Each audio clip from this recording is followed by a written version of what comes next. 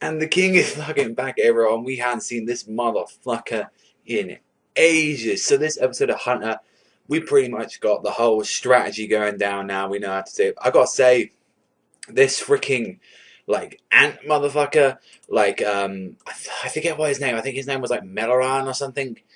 I feel like his ability is pretty fucking broken. I'm not gonna lie.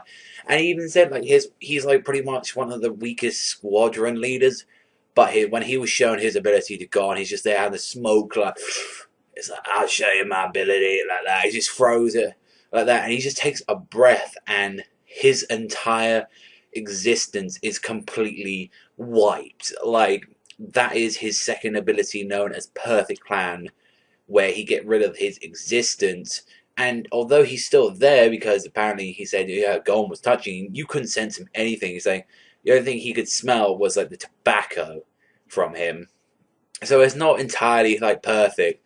And he says that, later that he wants, the reason why he's joining up with Gon is because he wants revenge on the king, because he killed Peggy, which was someone we forgot about completely ages ago, which he owes his life to, since not only in his chimera form, but also in his human form, he was like a foster father to him, and he pretty much like remembers all his sort of stuff from his past now, his real name, what his family was like, some bits from his childhood. And it shows that some chimeras are known to be feral in nature, but others, when they keep coming, you saw like what happened really when it was happening to Cole. You see that they're starting to become more human, which in turn is actually making them a lot more deadly now, because now they're more human in nature. They're unpredictable. Like you never know what's going to go on. If it's like an animal, then you can predict what's going on. But now that they're all pretty much human, it's a lot more harder to read like what they're going to do now. And then he even shows like the full trust. He uses his third ability with Gon, which is God's accomplish, which is to make Gon use Perfect Plan as well. He was there like just touching a bird, and the bird didn't notice him at all. It was like, what the fuck? And he even rings out like Gon said like, why did it like me? You're someone else, and he's like, well, you're someone completely different. Like I thought you're a wild beast, and it's like if I use my ability with your ability with the Janken, we can pretty much deal some fucking damage to the king.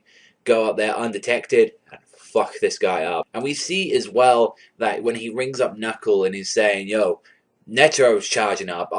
The fuck was going on with him? He looked like the fucking Undertaker or something, with like all his eyes up to here, like. And you see that Morel and Nov are basically delaying the whole shit going on. So pretty much like Nefelopito can't control people, and then you see as well that pretty much it's up to Knuckle, Shoot, Killua, and Gon to take out the royal guards and pretty much do stuff until Netero can take on the king.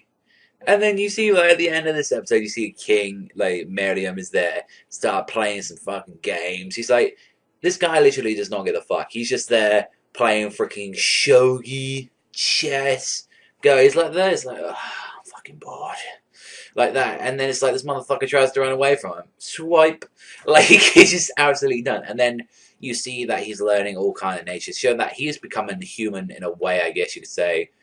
And then he finds out this next player is from some kind of game of Gungi. It looks like checkers, to be honest, like from what it described of the rules. And then you see that this mysterious blind girl, from the looks that comes up. So, and she looks important because I mean she's in the ending, so I'm guessing that this girl is really important to the series or something. And they even said at the end of the episode that this girl would entirely change the king's way.